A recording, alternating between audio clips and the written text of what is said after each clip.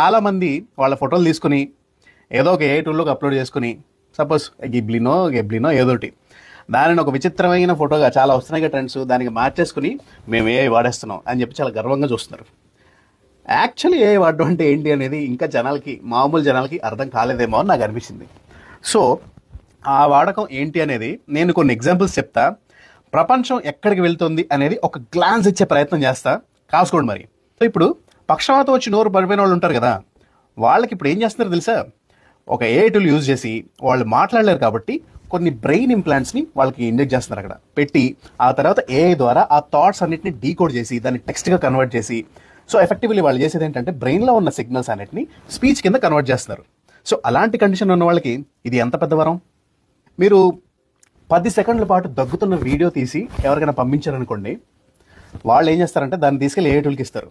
ఆ టూలు మీ దగ్గులో ఉన్న ప్యాటర్న్ని బట్టి కనిపెట్టేస్తుంది. అది మామూలు జ్వరమా, ఇన్ఫెక్షనా, లేదంటే ఏదో దిక్కుమాలిన వైరసా అనేది ఆ టూల్ కనిపెట్టేస్తుంది. ఆ స్థాయికి అంటే ఇప్పుడు క్లినికల్ టెస్ట్కి టైం పడుతుంది కదా, ఆ టైం కూడా పట్టేది కాకుండా మీ వీడియోని అనలైజ్ చేసి దాన్ని విని ఆ ప్యాటర్న్ బట్టి రిజల్ట్స్ వచ్చేస్తున్నాయి. ఆల్మోస్ట్ 70% యాక్యురేట్గా ఉందంట. త్వరలోనే మార్కెట్లోకి ఈ ఏఐ టూల్ వస్తుందంట. ఇమాజిన్ అది వస్తే ఎలా ఉంటుంది అనేది. అండ్ ఇప్పుడు ప్రఖ్యాతమైన సైన్స్ ల్యాబ్స్ అన్నిటిలోనూ యాంటీబయాటిక్స్ తయారు చేయడానికి ఏఐ వాడుతున్నారు.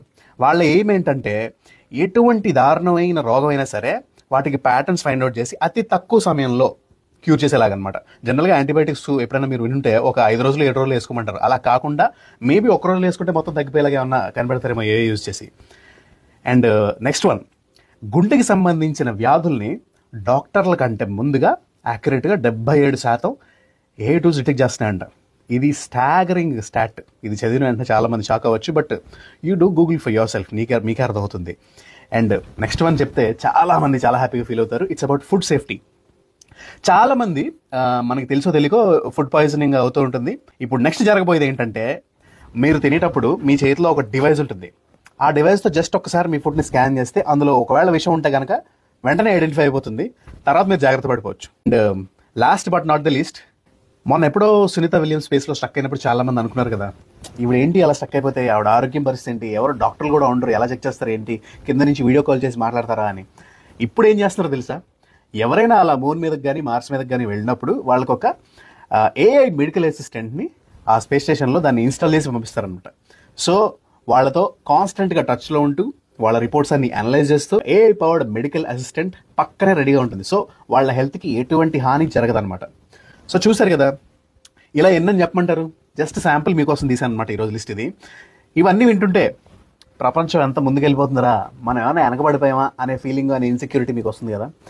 ఎవ్వరూ అటువంటి ఫీలింగ్ ఫీల్ అవ్వద్దు. మీరేమీ కనిపెట్టక్కర్లేదు. మీరు రోజు కూర్చుని దీని స్టేటస్ ఏంటి, దాని స్టేటస్ ఏంటి అని చూడక్కర్లా.